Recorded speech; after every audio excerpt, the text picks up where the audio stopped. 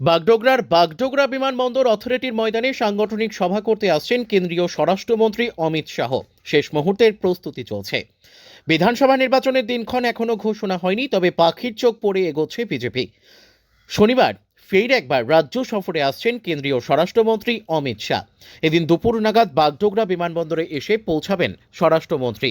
এরপর সড়ক পথ দিয়ে সোজা চলে আসবেন বাগডোগরা আর গোসাইপুরে বাগডোগরা বিমানবন্দর অথরিটির ময়দানে, এবং এই ময়দান থেকেই 4 জেলার কার্যকর্তাদের নিয়ে সাংগঠনিক সভা করবেন।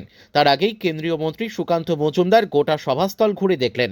পাশাপাশি শেষ মুহূর্তের কি প্রস্তুতি তাও খোঁজখবর নিলেন। সাংবাদিকদের মুখোমুখি হয়ে সুকান্ত মজুমদার জানিয়েছেন, 2026-এর নির্বাচনে আগে দলীয় কর্মীদের চাঙ্গা করতে আসছেন স্বরাষ্ট্রমন্ত্রী অমিত শাহজি।